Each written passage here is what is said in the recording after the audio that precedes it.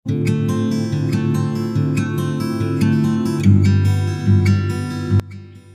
কিচেনে সবাইকে স্বাগত জানিয়ে আবার একটা সহজ এবং খুবই সাধারণ রান্না নিয়ে চলে এসেছি। খুব সহজে রান্না করা যায়। প্রথমে আমি কিছু চিংড়ি মাছ নিয়েছিলাম। তো চিংড়ি মাছগুলো ভীষণ তাজা, খুব ভালো করে পরিষ্কার করে ধুয়ে নিয়েছি। এবার আজকে বানাবো চিংড়ি মাছের বাটি চচ্চড়ি। তো প্রথমে একটা বাটি নিলাম, যেটাতে করব। এটা কড়াইতেও করা যেতে পারে বা ছোটো হাঁড়িতেও করা যেতে পারে। আমি একটা আলুকে খুব পাতলা করে কুচিয়ে নিয়েছি, সাথে টমেটো দিয়েছি, দুটো কাঁচা লঙ্কা দিয়েছি, আর দিচ্ছি বেশ কিছুটা পেঁয়াজ। মানে এখানে দুটো পেঁয়াজ একটু বড় সাইজের একদম মিহি করে কুচিয়ে নিয়েছি। আর দিচ্ছি কিছুটা রসুন কুচি। রসুনটা এইভাবে কুচিয়ে দিলে কিন্তু ভীষণ ভালো লাগে।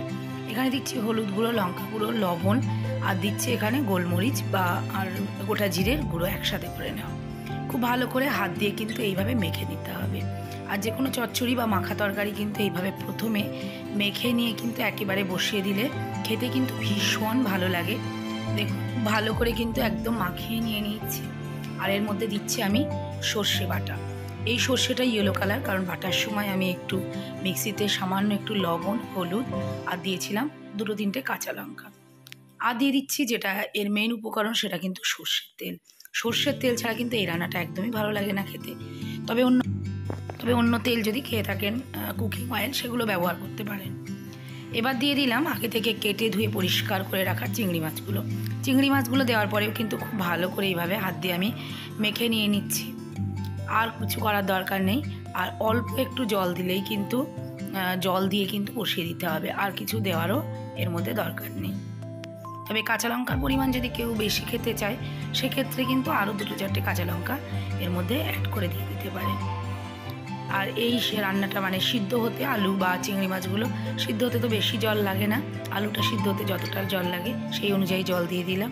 আর একদম সবশেষে উপর থেকে দিয়ে দিলাম একটু ধনেপাতা, আবারও একটু কাঁচা সর্ষের তেল।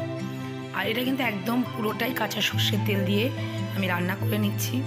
এবার আমি গ্যাসের উপরে এই বাটিটাকে ডিরেক্ট একদম বসিয়ে দিলাম। বসিয়ে দিয়ে কিন্তু জাস্ট এইভাবে ঢাকা না দিয়ে একটু রান্না করে নিচ্ছি। যখন দেখবো এটা ফুটতে শুরু করছে, তখনই কিন্তু ঢাকা দিয়ে দেব। ঢাকা দিয়ে দিলে সমস্ত উপকরণগুলো সিদ্ধ হয়ে যাবে এবং রান্নাটাও কিন্তু মাখো মাখো হয়ে আসবে। আর দেখুন, ঝোলটাও কিন্তু অনেকটা টেনে এসছে, খুব একটা কিন্তু আর জল নেই। এই পর্যায়ে কিন্তু আর আমি রান্না করব না, জাস্ট একটু নাড়াচাড়া করব হাফ মিনিটের মতো, তারপরে কিন্তু গ্যাসটা বন্ধ করে দিয়ে দেব। আর রান্না কিন্তু একদম রেডি। যদি এরকম সহজ রান্না পেতে চান, তাহলে অবশ্যই ইউটিউব চ্যানেলে আমার পাশে থাকবেন এবং চ্যানেলটি সাবস্ক্রাইব করার অনুরোধ রইল। আর ফেসবুক থেকে দেখে থাকলে ফেসবুক পেজটি লাইক করে দেবেন এবং শেয়ার করে দেবেন। আশা করছি সহজ রান্নাটি সবার ভালো লাগলো। সবাই ভালো থাকবেন, সুস্থ থাকবেন। আবারও নতুন রান্না নিয়ে আপনাদের সামনে হাজির হয়ে যাব। ধন্যবাদ।